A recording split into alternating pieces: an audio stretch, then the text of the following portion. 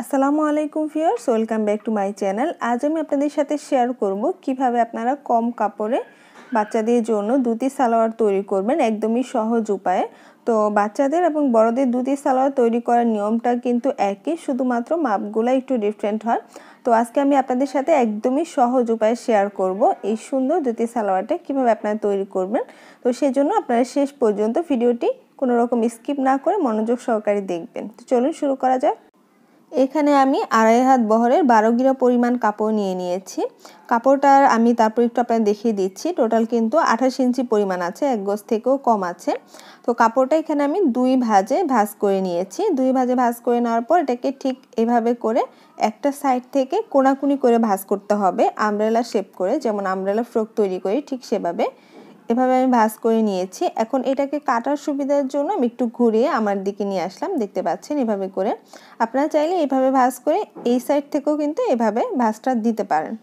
তো আমি ভাঁজটা কমপ্লিট করে নিয়েছি। এরপর হচ্ছে আমি এখন একটা পুরাতন যে সালোয়ার আছে সেটা থেকে মাপটা নিয়ে নিচ্ছি। তো এখানে লম্বা মাপ হচ্ছে 18 ইঞ্চি, তবে আমি 2 ইঞ্চি বেশি নিব। সবসময় চেষ্টা করবেন যে বাচ্চাদের বর্তমান মাপ থেকে 1 থেকে 1.5 ইঞ্চি বা 2 ইঞ্চি বেশি নেওয়ার জন্য।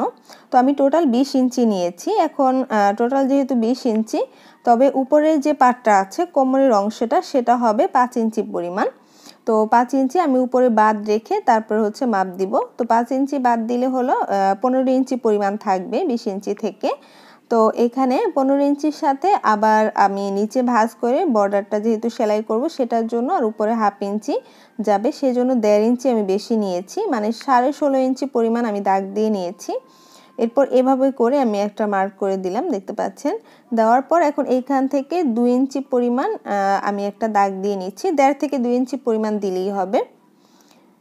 এরপর হচ্ছে আমি এখন এখানে যে হাইয়ের মাপটা সেটা নিচ্ছি। তো এখানে হাইয়ের মাপ হলো 9 ইঞ্চি পরিমাণ, তবে এই মাপ থেকে আমি 1.5 থেকে 2 ইঞ্চি পরিমাণ বেশি নিব।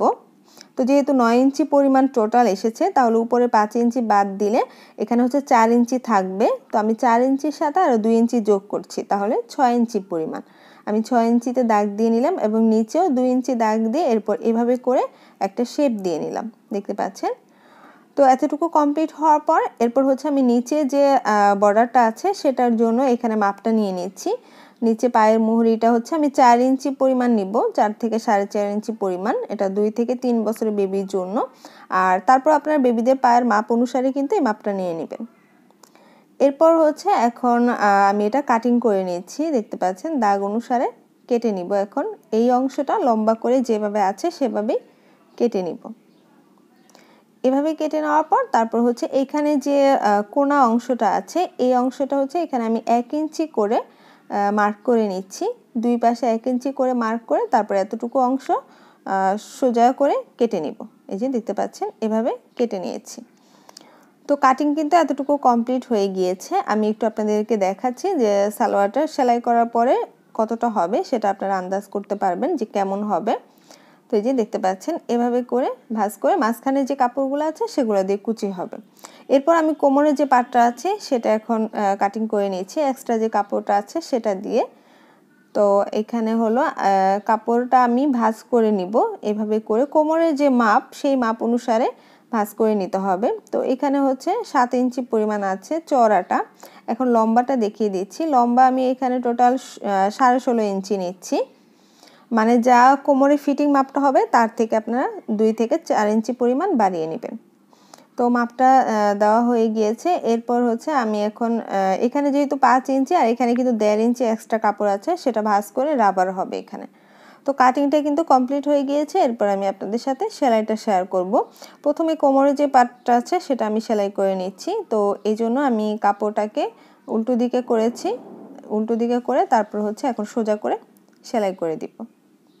তো এই পর্যায়ে আপনাদের কাছে একটা রিকোয়েস্ট থাকবে, যারা আমার চ্যানেলে একেবারে নতুন, চ্যানেলটি সাবস্ক্রাইব করেনি প্লিজ সাবস্ক্রাইব করে রাখবেন এবং পাশে থাকা ছোট্ট বেল আইকনটি ক্লিক করে রাখবেন। আর যারা অলরেডি সাবস্ক্রাইব করেছেন তাদেরকে অনেক ধন্যবাদ। তো যে দেখতে পাচ্ছেন সেলাই করার পর এভাবে করে ভাঁজ করে আমি সামান্য পরিমাণ ভাঁজ করতে হবে এখানে, যেহেতু কাপড়ের চওড়াটা কম আছে।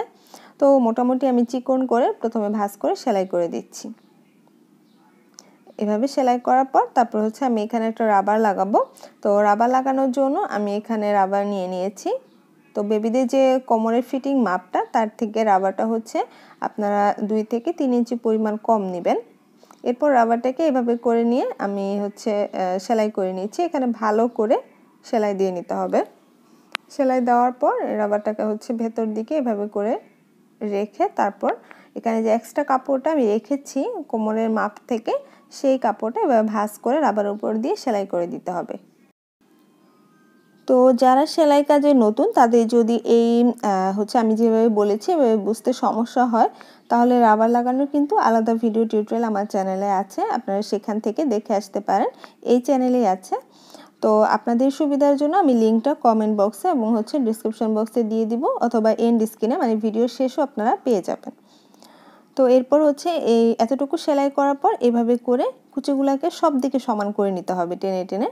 এখন ভেতর দিক থেকে দুই পাশ থেকে এভাবে টেনে ধরে মাঝখানে আবার আরেকটা সেলাই দিতে হবে। তাহলে কিন্তু এটা সুন্দরভাবে এখানে রাবারটা লাগানো কমপ্লিট হয়ে যাবে। চাইলে এখানে দুইটা সেলাইও দেওয়া যায়।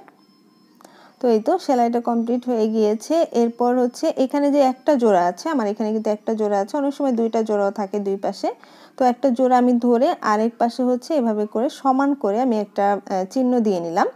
এরপর এই চিহ্নটা ধরে আবার সেম আবার যে জোড়াটা দিয়েছি আগের যে জোড়াটা সেই জোড়া বরাবর এনে আবার মাঝখানে একটা চিহ্ন দিয়ে নিচ্ছি। চিহ্নটা দেওয়ার কারণ যেখানে আমি 1 ইঞ্চি কেটেছি সেটা এখানে জোড়া লাগাবো। তো এই যে দেখতে পাচ্ছেন মাঝখানে কিন্তু চিহ্ন দিয়ে নিয়েছি। আর দুই পাশে যে প্রথম চিহ্নটা দিয়েছি সেটা হচ্ছে হাইয়ের দুই পাশে বসবে, সেটা সেলাইয়ের সময় আমি আপনাদেরকে দেখিয়ে দিব। এরপর নিচের পায়ের যে মোহরিটা আছে সেটা আমি সেলাই করে নিচ্ছি। এভাবে ভাঁজ করে নিয়ে মোটামুটি চিকন করে আমি ভাঁজ করে তারপর সেলাই করে নিচ্ছি। মানে এটার জন্য কিন্তু 1 ইঞ্চি এক্সট্রা রেখেছিলাম, সেই অনুযায়ী সেলাই করেছি। এরপর একইভাবে আরেকটা পার্ট আছে, যেহেতু দুইটা পার্ট এখানে, সেই পার্টটাও একই নিয়মে আমি ভাঁজ করে সেলাই করে নিচ্ছি। তো আজকের ভিডিওটি দেখে যদি মনে হয় যে ভিডিও দেখে আপনারা উপকৃত হবেন তাহলে কিন্তু ভিডিওর নিচে দেখবেন একটা লাইক বাটন আছে, সেখানে ক্লিক করে দিবেন। তো এই যে দেখতে পাচ্ছেন একটা পার্ট কমপ্লিট হয়ে গিয়েছে। এখন হচ্ছে এভাবে করে দুইটা হাইয়ের যে অংশ আছে যেটা আমি কেটেছিলাম এভাবে করে দুইটা সমান করে ধরে নিয়ে সেলাই করে দিতে হবে। এবং এখন হচ্ছে আরেকটা সাইডে হচ্ছে আরেকটা পার্ট নিয়ে এবং দুইটা পার্ট একসাথে এভাবে ধরে হচ্ছে সেলাই করে দিতে হবে। সেলাই করে দিচ্ছি, আর চাইলে এখানে আপনারা ডাবল সেলাই দিয়ে দিতে পারেন। ডাবল সেলাই দিলেই ভালো হবে এই জায়গাটাতে, যেহেতু বাচ্চাদের জন্য। তো সেলাইটা কিন্তু তো কমপ্লিট হয়ে গিয়েছে। এরপর হচ্ছে আমি এখন এখানে যে 1 ইঞ্চি কেটেছি দেখতে পাচ্ছেন সেই অংশটা এভাবে ছোট ছোট করে কুচি দিয়ে সেলাই করে দিব। এই জায়গাটা যদি আপনারা আগে সেলাই করেন তাহলে হচ্ছে আপনাদের পুরো যে ধুতি সালোয়ারটা সেটা কমপ্লিট করতে সুবিধা হবে এবং তাড়াতাড়ি সেলাই হয়ে যাবে। একইভাবে আমি এই সাইডটা সেলাই করে নিচ্ছি। তো আমি কিন্তু স্ক্রিনে দিয়ে দিয়েছি যে আমি এটা কোন পাশ মানে কোনটা আপনাদের বোঝার জন্য যে কোন অংশটা আমি সেলাই করেছি। তো এরপর এই যে এই জোড়াটা আর হচ্ছে এর আগে যে আমি দাগটা দিয়েছিলাম এই দুইটা হলো দুই পাশে যে হাইয়ের অংশ আছে সেখানে বসবে। আর হচ্ছে মাঝখানে যে এইখানে দাগটা দিয়েছি এই দুইটা দাগ হচ্ছে এখানে যে এখন কুচি দিলাম এই কুচিতে বসবে। তো এই দেখতে পাচ্ছেন এই দুইটা হলো দুইটা কুচির সাইড হচ্ছে দুই সাইডে থাকবে। তো আমি এখানে এই যে এইভাবে দুইটা একসাথে ধরে নিয়ে এখানে জয়েন্ট করে নিচ্ছি। এভাবে করে আটকে নিলে কিন্তু পুরোটা কুচি দিতে একদমই সুবিধা হবে। কুচি কোথাও কম কোথাও বেশি হবে না, সমান হবে। তো যে দেখতে পাচ্ছেন এই পাশেও কিন্তু আমি আটকে নিচ্ছি চিহ্ন বরাবর।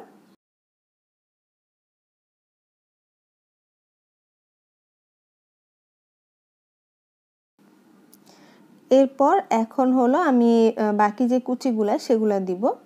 তো এই যে এখন এক পাশের যে হাইয়ের অংশ আছে সেটা জয়েন করে নিচ্ছি। এভাবে করে জয়েন করে তারপর হচ্ছে মাঝখানে যে কাপড়গুলো এখন থাকবে সেই কাপড়গুলাই কিন্তু এখন কুচি হবে। তো প্রথম কুচিটা আপনারা খেয়াল রাখবেন, এটা হচ্ছে আমি কিন্তু এভাবে ভাঁজ করে আমার দিকে দিয়ে নিচ্ছি।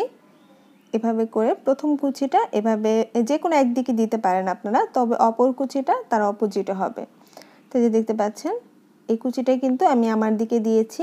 এখন যেখানে সেলাই করে প্রথম কুচি দিয়েছি সেখানে চলে এসেছি।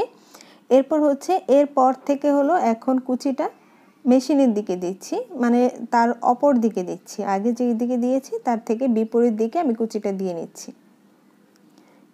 এইভাবে করে আপনারা পরিমাণ মতো কুচি দিয়ে নেবেন, মানে যতটুকু কাপড় আছে সেই অনুযায়ী কিন্তু আন্দাজ মতো কুচিগুলো দিতে হবে। এই যে এখানে কিন্তু আরেকটা চিহ্ন বরাবর আমি চলে এসেছি এবং এইখানেও হাইয়ের অংশটা জয়েন করে নিচ্ছি। এরপর এই সাইডও একই নিয়মে হচ্ছে প্রথমে আমি কুচিগুলো আমার দিকে দিচ্ছি, এভাবে করে দেওয়ার পর তারপর হচ্ছে যখন আমি যেখানে আমি সেলাই করে আটকে নিয়েছি সেখানে যাব, সেখান পর্যন্ত যাওয়ার পর তারপর হচ্ছে কুচিগুলো এখন আবার বিপরীত দিকে দিয়ে নিব। এই যে এখন হচ্ছে আবার এভাবে ভাঁজ করে বিপরীত দিকে কুচি দিয়ে নিচ্ছি, দেখতে পাচ্ছেন।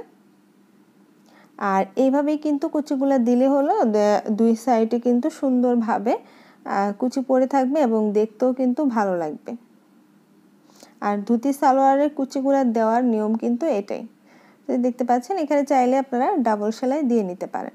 এরপর হচ্ছে নিচে যে পায়ের মুহুরিটা আছে সেটা আমি এখানে সেলাই করে নিচ্ছি। তো এখানে এভাবে করে আমি প্রথমে যতটুকু রাখবো সেই অনুযায়ী মার্ক করে দিলাম, 4 ইঞ্চিতে মার্ক করে নিয়েছি। এখন সেই অনুযায়ী আমি সেলাই করে দিচ্ছি। এভাবে করে ঘুরিয়ে ঘুরিয়ে সেলাই করে দিতে হবে।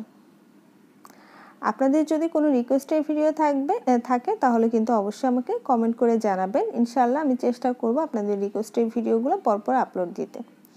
তো এই যে দেখতে পাচ্ছেন সেলাই কিন্তু কমপ্লিট হয়ে গিয়েছে। তো এই যে দেখতে পাচ্ছেন খুবই কম সময় এবং খুবই সহজভাবে কিন্তু আমি আপনাদেরকে ধুতি সালোয়ারটা দেখিয়েছি। আর এটা কিন্তু বাচ্চাদের যদি আপনারা শর্ট কোনো ড্রেসের সাথে পরেন, শর্ট কামিজ অথবা শর্ট ফতুয়া, তাহলে কিন্তু এটা দেখতে খুবই ভালো লাগবে। তো আশা করছি ইনশাআল্লাহ আজকের ভিডিওটি আপনাদের কাছে খুব ভালো লেগেছে। যদি ভালো লাগে অবশ্যই একটি লাইক দিবেন, কমেন্ট করে আপনার মতামত জানাবেন আর অবশ্যই চ্যানেলটি সাবস্ক্রাইব করে রাখবেন এবং ভিডিওটি আপনার ফ্রেন্ডদের মাঝে শেয়ার করবেন। আল্লাহ হাফেজ।